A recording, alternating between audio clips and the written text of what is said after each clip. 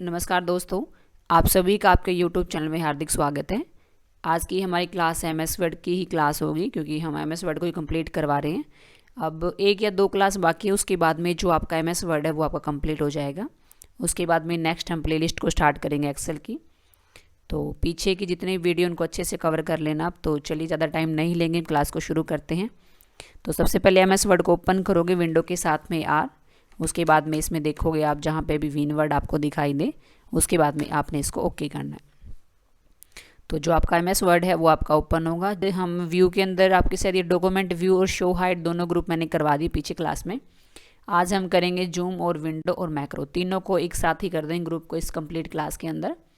तो स्टार्टिंग में क्या होता है, व्यू टैब के अंदर मैंने बताया था डॉक्यूमेंट व्यू की डॉक्यूमेंट को कैसे देखना चाहते हो। उसके बाद में आपका शो हाइड का फंक्शन था, यानी कि रूलर बार को शो करना चाहते हो, नहीं करना चाहते आप डॉक्यूमेंट मैप के थ्रू थंबनेल को ऑन करना चाहते हो या लाइन शो करना चाहते हो वर्क के अंदर, ये सब कंप्लीट मैंने करवा दिया है। अगर आपने पीछे क्लास को नहीं देखा है तो आई बटन में तो प्लेलिस्ट मिलेगी, वीडियो के लास्ट में आपको वीडियो जरूर मिल जाएगी, आप वहाँ से क्लिक करके इसको देख लेना। तो आज हम करेंगे जूम और विंडो। जूम जो ग्रुप है उसका मतलब होता है कि जो आपका पेज है उसको आप कितना जूम करके देखना चाहते हो। अब जूम ग्रुप को करने के लिए सबसे पहले आप पैराग्राफ ऐड करोगे, equal RAND bracket open close. अब मैं आपसे बोल दूँ ये जो पेज है वैसे नॉर्मल आपने 100 पे काम करना, लेकिन आप अपने अकॉर्डिंग जैसे इसको कम या ज़्यादा करना चाहते हो कर सकते हो। काफ़ी तरीके होते कम ज़्यादा करने के। एक तो होता है स्टेटस बार में आपको जूम स्लाइडर मिलेगा, जैसे ही माइनस पे क्लिक करोगे तो पेज आपका जूम आउट होगा, और जैसे आप प्लस पे क्लिक करोगे उसके थ्रू आपका जो पेज है वो जूम इन होगा। और दूसरा तरीका क्या होता है कि जूम पे क्लिक करके भी आप इस तरीके से प्रेस करके भी इसको जितना भी जूम करना चाहते हो कर सकते हो।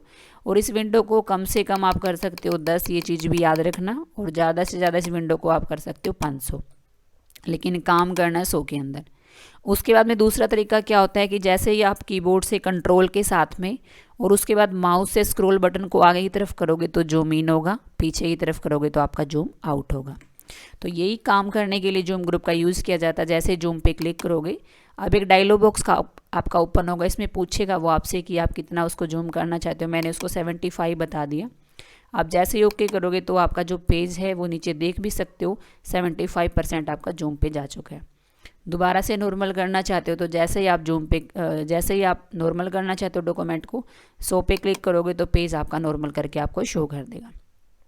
उसके बाद में क्या होता है, नेक्स्ट आपका फंक्शन होता है वन पेज। अब भाई काम करो, अभी आपके पास में एक ही पेज है, स्टेटस बार में आपको दिखाई दे रहा है वन पेज। आपने पेज को ऐड करना है कंट्रोल के साथ में, आप एंटर बटन यूज़ करके इसमें पेज ऐड कर दो। अभी आपके पास में 8 पेज है, स्क्रॉल करके टॉप में जाओगे। अभी मैं आपसे बोल दूँ कि जितने भी पेज हैं वो मेरे को एक वर्टिकल पैनल में दिखाई देने चाहिए। तो जैसे ही वन पेज करोगे तो जितने भी पेज हैं आपके इस तरीके से चलेंगे। आप चाहते हो कि 2 पेज में चले तो जैसे ही 2 पेज पे क्लिक करोगे तो स्क्रीन के अंदर आपको 2 पेज इस तरीके से दिखाई देंगे।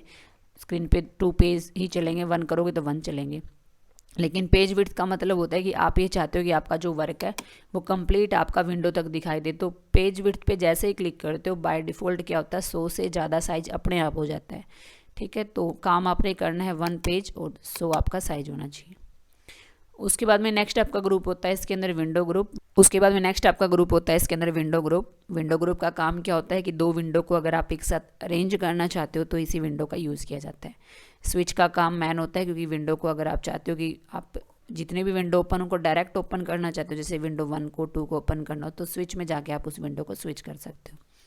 तो विंडो ग्रुप को करने के लिए आप एक काम करो, इसमें पेज ऐड कर दो। आपने 2 पेज लिए हुए हैं इसके अंदर। अब पेज नंबर 2 पे कुछ न्यूमेरिकल डाटा लिख दो। आप ये न्यूमेरिकल डाटा आप टाइप कर लेना इसमें।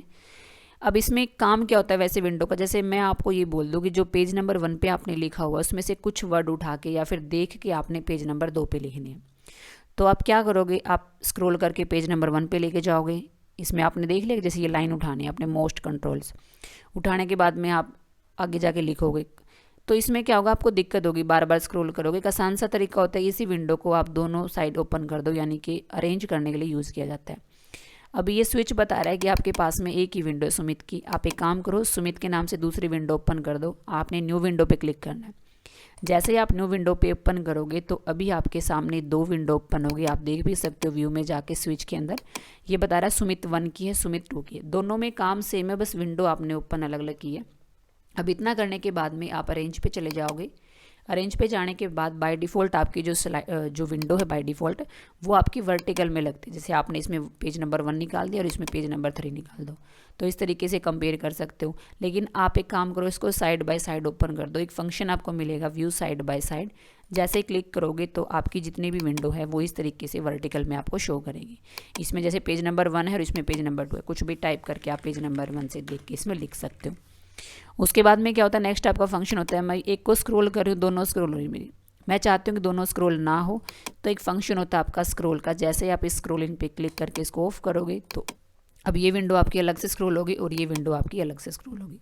उसके बाद में नेक्स्ट फंक्शन आपका होता है रीसेट का। अब रीसेट का काम क्या होता है, अगर आपने विंडो के साइज को कम या ज़्यादा कर दिया इस तरीके से, इसको नॉर्मल करने के लिए यूज़ किया जाता है रीसेट का। जैसे ही आप रीसेट विंडो पोजीशन पे क्लिक करोगे तो जिस पोजीशन में विंडो आपकी पहले थी उसी में आपको शो कर देगा।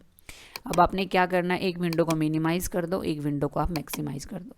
अब जो काम आप विंडो करके ओपन कर रहे हो ये चीज़ आप स्प्लिट करके भी कर सकते हो। जैसे स्प्लिट पे क्लिक करोगे विंडो को कहीं से भी आप पार्ट कर सकते हो। अब इसमें जैसे आपने पेज नंबर 1 निकाल दिया, इसमें आप पेज नंबर 3 निकाल दो, तो इस तरीके से कंपेयर करना चाहते हो तो वो भी आप कर सकते हो। तो नॉर्मल करना चाहते हो जैसे रिमूव स्प्लिट करोगे तो जो आपने स्प्लिट लगाया था वो आपका रिमूव होगा। तो ये फंक्शन था आपका विंडो का। अभी इसमें आप एक काम करो, सुमित के नाम से एक ही फाइल रखो, जो दूसरी है उसको कट कर दो, सुमित 2 पे जाके इसको कर दो कट और इसको कर दो मैक्सिमाइज। अभी आपके पास में एक ही विंडो है इसके अंदर।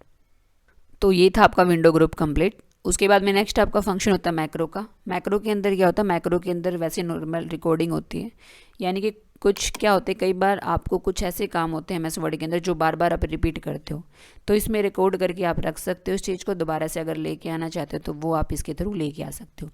अब ये काम कैसे करता है मैक्रो, सबसे पहले आपने मैक्रो पे क्लिक करना है। मैक्रो पे क्लिक करने के बाद में आपको फंक्शन दिखाई देगा रिकॉर्ड मैक्रो का। आप रिकॉर्ड मैक्रो पे चले जाओगे। उसके बाद अगर मैक्रो का कुछ नाम देना चाहते हो आप नाम दे दो। जैसे मैंने मैक्रो का नाम कर दिया राम। उसके बाद में आप ओके कर दो। अभी ओके करने के बाद में आपको इस तरीके से रिकॉर्डिंग का ऑप्शन दिखाई देगा। आप टाइप कर दो कुछ भी डाटा। अब जो भी डाटा आप लिख रहे हो वो सारा आपका एक रिकॉर्डिंग के अंदर चलेगा। आपने क्या करना है, दोबारा से मैक्रो में जाके एक बार स्टॉप, अगर पॉज करना चाहते हो बीच में वो भी कर सकते हो, लेकिन रुकना चाहते हो तो स्टॉप कर दो। स्टॉप करने के बाद में अगर किसी ने इसी डाटा को डिलीट कर दिया, आप उसको वापस लेके आना चाहते हो, तो जैसे ही मैक्रो में जाओगे रिकॉर्ड मैक्रो में आपको वो नाम मिलेगा राम। आप उसको रन करके डायरेक्ट दोबारा से लेके आ सकते हो। तो ये फंक्शन आपका है मैक्रो का। और जो रिकॉर्डिंग आपने बनाई हो उसको एक बार डिलीट जरूर कर देना। आप मैक्रो में जाके व्यू मैक्रो में जाओगे, राम के नाम से फाइल दिखाई देगी, आप उसको करोगे डिलीट और उसके बाद में करोगे यस क्लोज। अब ये चीज़ आप नाम से करो, ये शॉर्टकट की से भी कर सकते हो। अभी मैं आपसे बोल दूँ Ctrl+A से आप मैक्रो की रिकॉर्डिंग बना दो। वैसे तो Ctrl+A काम करता है आपको पेज के सेलेक्ट करने के लिए, लेकिन अगर आप रिकॉर्डिंग बनाना चाहते हो उसकी तो वो भी बना सकते हो। तो मैक्रो पे जाओगे, उसके बाद रिकॉर्ड मैक्रो पे जाने के बाद में अभी आपने मैक्रो 1 के नाम ही छोड़ दो। अगर आप नाम रखना चाहते हो उसका कुछ भी नाम आप ऐड कर सकते हो, लेकिन आपने कीवर्ड यूज करना है। तो कीवर्ड पे चले जाओगे। उसके बाद में जो भी शॉर्टकट की आप अप्लाई करना चाहते हो जैसे Ctrl+A करने के बाद में आप इसको असाइन करके क्लोज कर देना। और अब कुछ भी इसमें लिख दो आप। अब जो भी लिखोगे वो सब मैंने बताया रिकॉर्डिंग के अंदर चलेगा। अभी स्टॉप करना चाहते हो स्टॉप करोगे। उसके बाद अगर किसी ने इसको डिलीट कर दिया तो आप Ctrl+A के साथ में उसको वापस लेके आ सकते हो। तो जैसे कंट्रोल के साथ में आप ये बटन प्रेस करोगे तो वही वर्ड चलेंगे जो आपने रिकॉर्डिंग में लिखे थे। स्टॉप करना चाहते हो वो ही लिखे थे। रिकॉर्डिंग को डिलीट कर देना, दोबारा से चले जाओगे व्यू मैक्रो में, मैक्रो 1 के नाम से आपको मिलेगा नाम। उसके बाद में डिलीट में जाके जैसे यस करोगे, अब इसके अंदर कोई रिकॉर्डिंग नहीं है, चाहे Ctrl+A प्रेस करके देखो, कंप्लीट पेज को वो आपको डिलीट कर देगा। तो आज की हम क्लास यहीं तक रखेंगे। वैसे MS वर्ड कंप्लीट करवा दिया, एक क्लास और ले लेंगे लास्ट में आपके अभी MS वर्ड की। उसके अंदर जो ऑफिस बटन है उसके फंक्शन आपको कंप्लीट करवा देंगे। फिर आपका जो MS वर्ड है वो कंप्लीट होगा। बाकी जो शॉर्टकट की है A to Z शॉर्टकट की है वो सारी हम इसी प्लेलिस्ट में डाल देंगे बना के, तो वो भी आप अच्छे से कवर कर लेना। उसके बाद में हम नेक्स्ट जो हमारी विंडो होगी वो हम एक्सेल स्टार्ट करेंगे। अगर आपको मेरी वीडियो अच्छी लगी हो तो वीडियो को लाइक शेयर कमेंट आप जरूर करें। तो आज की क्लास में यहीं तक, मिलते हैं नेक्स्ट क्लास में, तब तक के लिए नमस्कार।